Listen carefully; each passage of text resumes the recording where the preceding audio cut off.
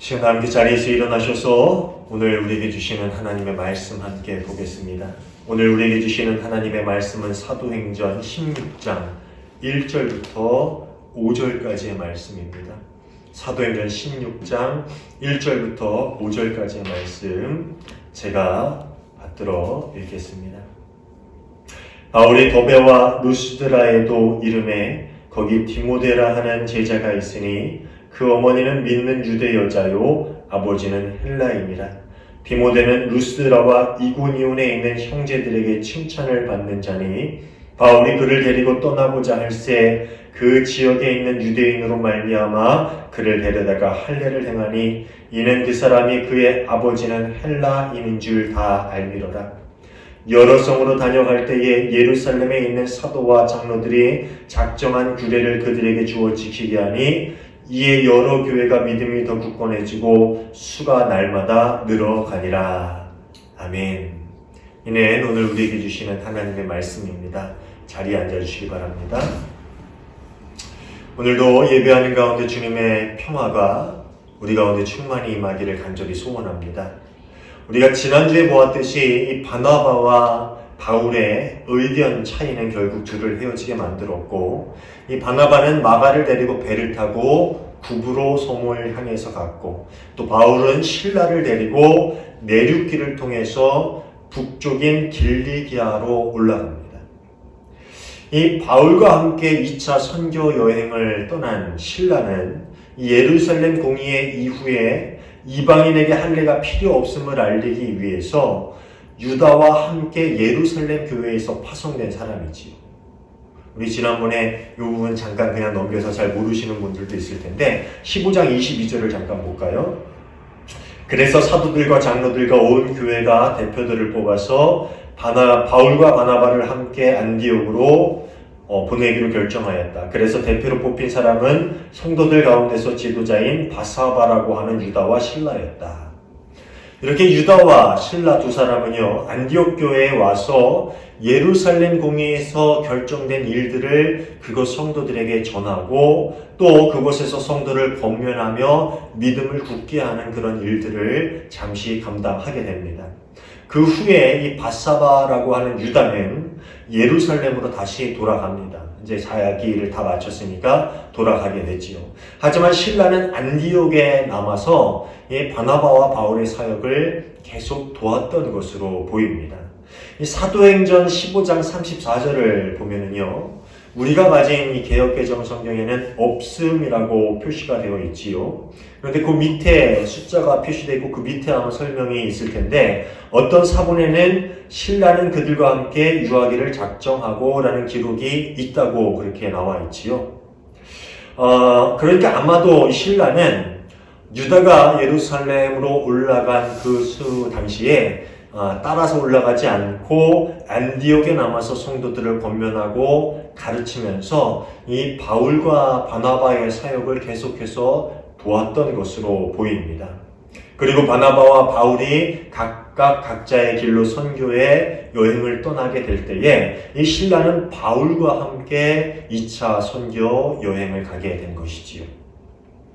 지난주 본문인 15장 36절을 보면은요, 이 바울은 2차 선교 여행의 목적을 무엇이라고 했냐 하면은 1차 선교 여행 때 방문했던 도시들, 그래서 자신들이 복음을 전했던 그 도시들을 다시 찾아가서 그곳에 있는 성도들이 정말 믿음 위에서 잘 살아가고 있는지, 그 신앙이 점점 더 성장하고 있는지 그것을 살펴보고 확인하고 권면하기 위해서 2차 선교 여행을 가자라고 이야기하였지.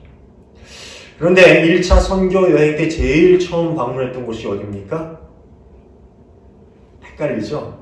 기도 이렇게 헷갈리는데 구브로 섬을 제일 먼저 방문했죠. 근데 구브로 섬으로 누가 갔다고요?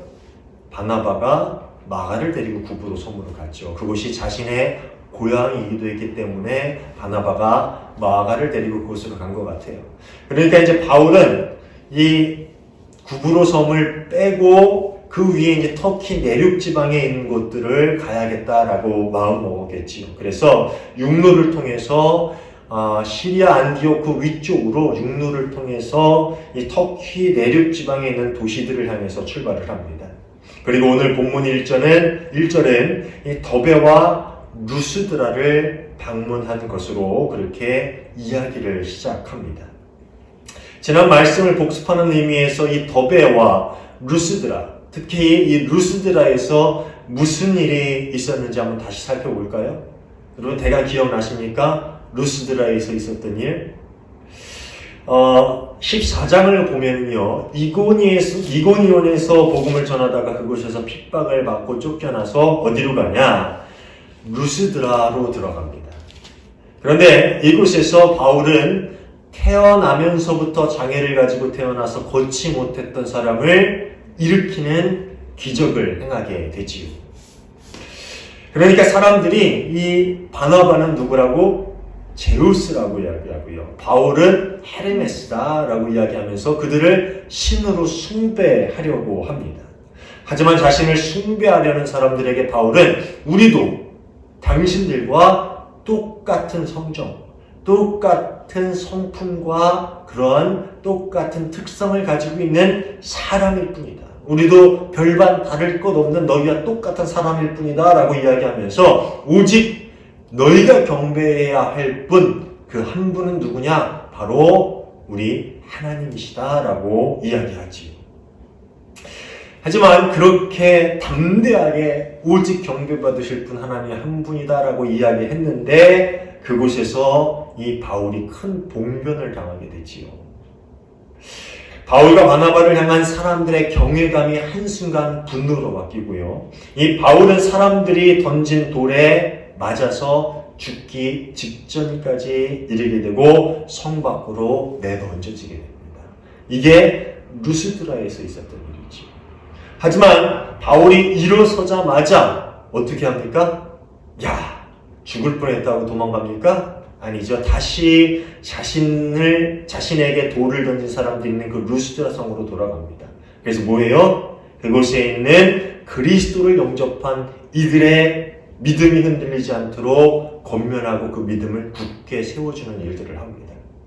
그리고 그 다음날 더베로 갔다가 다시 루스드라 갔다가 또 이고니온으로 갔다가 그곳을 이렇게 돌아다니면서 믿음 안에 머물러 있어라. 이 복음을 받아들인 사람들에게 너희가 그 받아들인 복음, 그 예수 그리스도를 믿는 믿음 안에 머물러 있어라 라고 권면하면서 그리고 또 한 가지 이야기를 하죠. 앞으로 너희에게 환난이 있을 것이다. 그래서 그 환난을 견디고 믿음 안에 머물러 있어야 된다. 그런 권면을 그렇게 하고 그것을 떠나오죠. 이것이 1차 선교 여행 때 이고니온, 루스드라, 더베 이 세 도시를 두루 다니며 겪었던 일입니다. 그리고 이제 2차 선교 여행 때 그 도시를 바울이 다시 방문을 합니다. 참 바울도 대단한 것 같아요. 저 같으면 참 두려웠을 것 같아요. 가긴 가야 되는데 그 앞에서 망설여지고 조금 머뭇거려지는 게 당연한 모습일 텐데 이 바울은 담대하게 그곳에 있는 성도들의 믿음이 어떤지 궁금해서 그것을 다시 곧바로 방문합니다. 그리고 이번에는 1차 선교 여행 때 자신이 목숨을 걸고 뿌렸던 그 복음의 씨앗의 열매를 거두게 됩니다. 오늘 본문 1절은요, 그 열매에 대해서 소개하고 있는데 이 새로운 인물 하나를 소개하고 있지요. 그 사람의 이름이 뭡니까? 우리에게도 너무나도 익숙한 인물, 바로 디모데입니다. 이 디모데는 바울 서신에 여러 번 등장하는 인물이지요. 아마 그래서 여러분이 디모데 하면은 아주 익숙할 거예요. 또 디모데 전후서도 있잖아요. 바울이 디모데에게 보내는 그 서신. 그래서 이 디모데는 아주 우리에게 익숙한 사람이에요. 그런데 바울과 디모데가 어떤 관계였는지에 대해서 여러분 잘 아십니까? 바울은요, 디모데를 이야기할 때에 디모데가 자신에게 얼마나 소중한 사람인지를 항상 그렇게 언급하고 있습니다. 빌립보서 2장 22절입니다. 디모데의 인품은 여러분이 잘 알고 있습니다. 그는 자식이 아버지에게 하듯이 복음을 위하여 나와 함께 봉사하였습니다. 뭐라 그래요? 자식이 아버지에게 하듯이 나에게 그렇게 섬기면서 같이 복음을 전하는 일에 동참하였다. 또 디모데전서 1장 2절을 보면은요, 이 바울이 디모데에게 보낸 소신이라고 했잖아요. 뭐라고 이야기하냐면은 믿음 안에서 참 아들 된 디모데에게라고 이야기합니다. 믿음 안에서 참 아들, 자신의 아들이 된 디모데에게. 바울은 여러 서신에서 보는 것처럼 이 디모데는 바울을 아버지처럼 여기고 또 바울의 선교 사역에 동참하였고 그 누구보다도 바울에게 가장 가깝고 소중한 사역자입니다. 그런 사람이 바로 디모데예요. 참 재밌지 않습니까? 자신이 목숨을 걸고 복음을 뿌리고 심었던 그곳에서 자신의 가장 소중하고 아들과도 같은 그 복음의 열매를 거두게 되었다라는 것이지요. 디모데는요, 이 성경에서 디모데에 대해서 잠깐 그렇게 간략하게 소개하고 있는데, 유대인 어머니와 헬라인 아버지 사이에서 태어난 사람입니다. 디모데후서 1장 5절을 보면은요, 디모데의 어머니와 외할머니 이름까지 언급을 하고 있어요. 디모데의 어머니 이름은 유니게. 아마 들어보셨죠? 그 다음에 할머니 이름은 로이스라고 이야기하고 있습니다. 그리고 아버지 이름은 나오지 않아요. 아버지는 나오지 않습니다. 이 당시 유대인들은 아버지가 이방인이어도 어머니가 유대인이면 그 자식은 유대인이라고 그렇게 여겼기 때문에 디모데는 분명 유대인이 될 수 있는 요건을 가지고 태어난 사람이었습니다. 그리고 오늘 본문은 그를 형제들에게 칭찬을 받는 자다라고 이야기하고 있어요. 1절을 보면은 디모데에게 제자라는 호칭을 사용하고 있는데 이 누가가 디모데를 이야기하면서 제자라는 호칭을 디모데에게 씁니다. 여기서 사용되는 헬라어 마데테스라는 그 단어는요, 가르침을 받는 자라는 의미를 가지고 있고요. 또 복음의 가르침을 받고 복음을 따라 적극적으로 순종하며 살아가는 자를 일컫는 단어로 사용이 된다고 합니다. 참 신기하게도 복음이 전혀 전해지지 않았던 그 도시 루스드라였지요. 그런데 바울이 가서 그 이방신을 섬기는 사람들이 바글바글한 그곳에 복음을 심고 또 시간이 지난 후에 그곳에 다시 가서 보니 그곳에 그들이 복음을 따라 적극적으로 순종하며 살아가고 있는 그리스도의 제자가 되어 살아가고 있더라라는 거지. 참 놀랍지 않습니까? 말씀을 준비하다가 문득 우리 하은교회가 선교하고 있는 인도 현지 사역자들이 생각이 났어요. 많은 사람들이 있겠지만 말씀을 묵상하다가 이 바울이 그 이방 도시에 복음을 심고 그곳에서 정말 복음을 따라 순종하며 적극적으로 그리스도인으로 살아가는 사람들을 나중에 발견하게 되고 그들을 동역자로 삼았다라는 그 말씀을 묵상하면서 제가 인도에 가서 만나고 지금까지 선교하고 있는 그 현지인 인도인 사역자들이 문득 떠올랐습니다.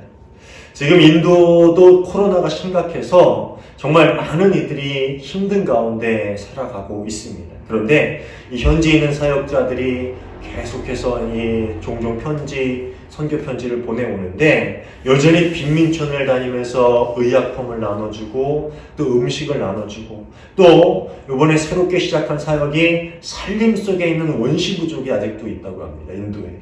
그래서 그 원시부족들을 찾아가서 그들에게 복음 전하는 일들을 그들이 그렇게 감당하고 있습니다. 여러분 인도 하면은 안 가신 분들은 상상이 안 가겠지만 그것은 어떤 곳이냐 하면은 힌두교가 정말 딱 가도 그것은 힌두교의 땅이구나 라고 생각이 들 정도로 힌두교가 강하게 자리 잡은 그런 나라입니다. 동네 어디를 가도 작은 신전에서부터 큰 신전까지 신전이 진짜 어마어마하게 많아요. 그러기 힌두교가 강하게 자리 잡은 강하게 뿌리 내리고 있는 그 땅에 그 옛날 누군가 복음을 전했겠죠. 그리고 그 복음이 그들의 마음에 심겨지고 지금 그 복음의 열매가 그들의 삶 가운데 맺혀지고 있는 모습을 우리가 볼 수 있습니다. 그리고 그 복음을 따라 적극적으로 순종하는 그들의 삶을 통해 여전히 복음의 씨앗이 그 땅에 심겨지고 있다는 거예요. 복음을 전한다는 것, 사람들의 마음에 복음의 씨앗을 심는다는 것, 그것은 결코 쉬운 일이 아닙니다. 때로는 힘들고 또 때로는 이거 심는다고 열매가 맺혀질까? 그렇게 소용없는 일처럼 여겨질 수도 있겠지만 분명한 것은 누군가의 마음속에 복음은 뿌리를 내리고 자라나 언젠가 열매를 맺게 된다라는 사실입니다. 그리고 그 열매들은 또 씨앗이 되어서 또 누군가의 마음에 심기고 자리 잡고 그들의 삶을 변화시키는 능력이 되고 있음을 여러분 기억하시길 바랍니다. 사랑하는 여러분, 우리의 삶의 자리에서 꾸준히 복음을 전하고 복음의 씨앗을 뿌리는 귀한 사명을 멈추지 않기를 바랍니다. 때론 힘들고 이게 과연 소용이 있을까 회의가 드는 그 순간에도 결코 멈추지 마십시오. 때로는 소용없어 보이고 열매가 없어 보여 지칠 수도 있을지 모르지만 결코 포기하지 않으시길 바랍니다. 우리가 지금 눈물로 뿌리는 심는 그 복음의 씨앗들은 언제고 반드시 그 열매를 맺게 될 것입니다. 그것은 분명한 사실입니다. 왜냐하면 하나님께서 그 일을 위해서 우리를 부르셨고 또 하나님께서 그 일들을 역사하시고 계시기 때문입니다. 사랑하는 여러분, 여러분의 일 가운데 하나님이 일하심을 늘 기억하시면서 열심히 또 인내함으로 복음을 심을 수 있는 저와 여러분 모두가 되시기를 주님의 이름으로 축원합니다. 이렇게 1차 선교 여행의 귀한 열매인 디모데를 만난 바울은요, 만나자마자 이 사람이 나의 선교 사역에 합당한 인물이구나 라는 생각을 해서 디모데를 데리고 그 다음 선교지를 향해서 출발을 하려고 합니다. 그런데 그를 데리고 가기 전에 바울이 그에게 어떠한 한 가지 일을 행하는데 3절 전반부예요. 바울은 디모데가 자기와 함께 가기를 바랬다. 그래서 바울은 그 지방에 사는 유대 사람들을 생각해서 디모데를 데려다가 할례를 행하였다. 뭐랍니까? 할례를 행하게 됩니다. 디모데는 어머니가 유대인이라서 유대인이 될 수 있는 조건을 가지고 태어났지만 아버지가 이방인이었기 때문에 그가 어려서 할례를 받지 않았던 것 같습니다. 하지만 사도행전의 그 앞장, 바로 15장을 읽었던 분들이라면 약간 이 부분이 의아해할 수 있을 것 같아요. 그렇죠? 15장에서 어떤 일이 있었어요? 구원을 받기 위해선 할례를 받아야 된다라는 유대인 그리스도인들과 이방인 그리스도인들 사이에서 갈등이 생겨나자 이 바울이 어떻게 해요? 예루살렘으로 바나바와 함께 올라가서 그곳에서 예루살렘 공회를 열어서 할례와 율법은 구원을 받기 위한 필수 요건이 아니다. 오직 믿음으로, 예수 그리스도를 믿는 믿음으로 구원을 받는다라는 선언을 이 유대인 그리스도인들로부터 받아낸 사람이 바울 아닙니까? 그런데 왜 바울은 여기서 굳이 디모데에게 할례를 받게 했을까요? 이 한 주석은 당시 디모데의 정체성에 대해서 이렇게 이야기하는데, 보는 시각에 따라 그는 유대인이 될 수도 있었고 또 헬라인으로 볼 수도 있었다라고 이야기합니다. 그러니까 유대인 어머니와 이방인 아버지 사이에서 태어났기 때문에 그가 유대인이 될 수도 있었지만 또 이방인처럼 보여질 수도 있었다라는 것이지.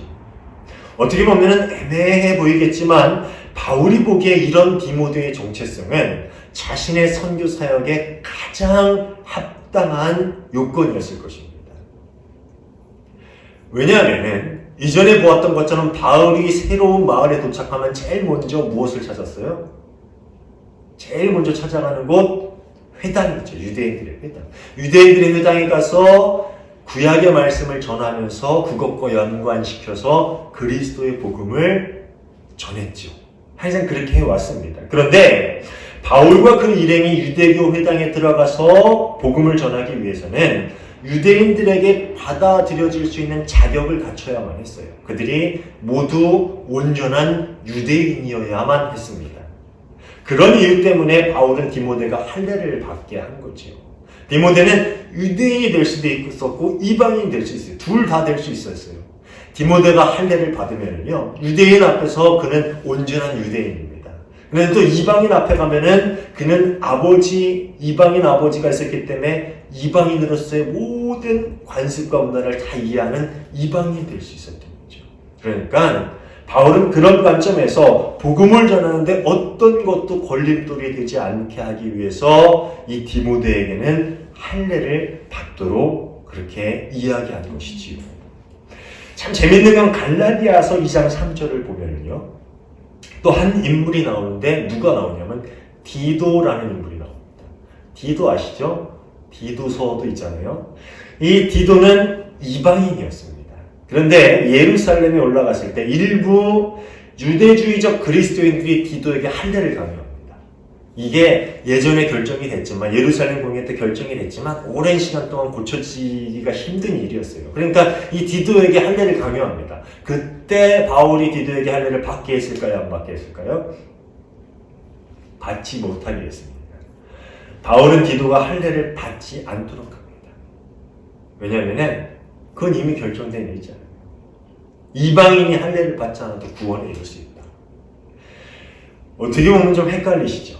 바울의 입장이. 그런데 이런 바울의 선교적인 입장, 바울이 왜 어떤 때는 할례를 받게 하고 어떤 때는 할례를 받지 않게 하고 왜 이런 일을 했냐면은 이 고린도전서 9장 20절부터 22절까지 말씀 좀 긴데요. 이걸 보면은 바울이 왜 그랬는지를 잘 이해할 수가 있어요.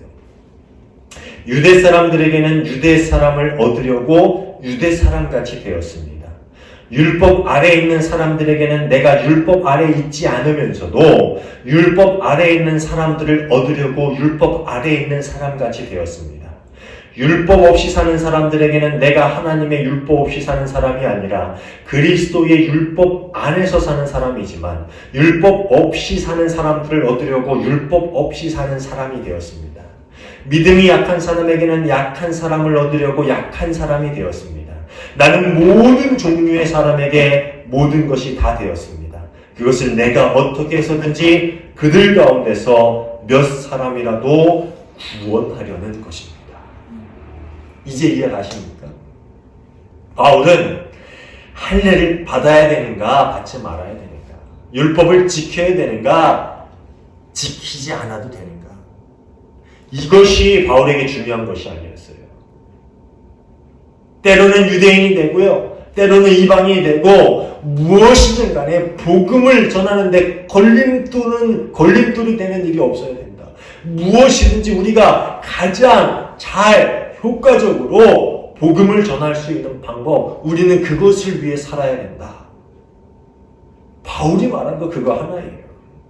가장 중요한 것은 복음이 전해지기 위해서 나는 지금 무엇이 필요한가? 나는 지금 어떤 사람이 되어야 하는가? 복음이 가장 잘 효과적으로 전해지기 위해서 나는 어떤 자리에 있어야 하는가? 바울은 그거 하나만 고민하고 그거 하나만 보면서 살았던 사람이에요. 우리 지난주에 말씀을 함께 나누면서 왜 바울이 왜 그렇게 너무 심한 거 아니야? 혹시 그렇게 생각하는 분들도 있었을지 몰라요. 그렇죠? 아, 바나바가 말한 게 맞지. 마가도 데려가야지. 근데 지난주에 제가 분명히 얘기했죠? 누가는 누가 옳다 그르다 얘기하는 게 아니에요.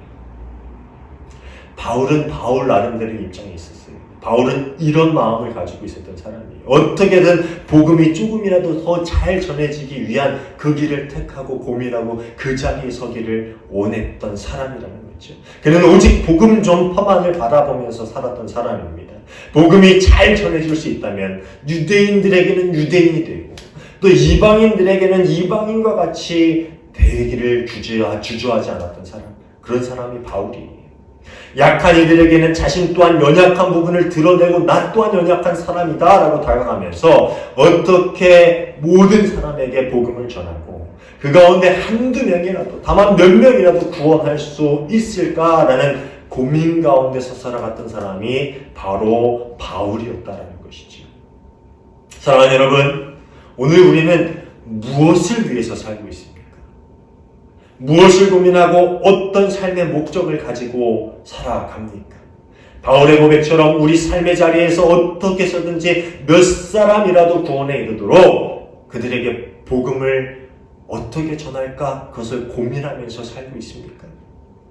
복음을 전하기 위해 내 자존심 내려놓고 때로는 연약한 자가 되고 때로는 누구보다도 낮은 자리에 스스로 내려가면서까지 우리는 복음을 전하기 위한 삶을 살고 있는가 하는 말입니다. 사랑하는 여러분, 우리의 삶의 자리에 복음 전하는 일들이 있기를 간절히 소원합니다.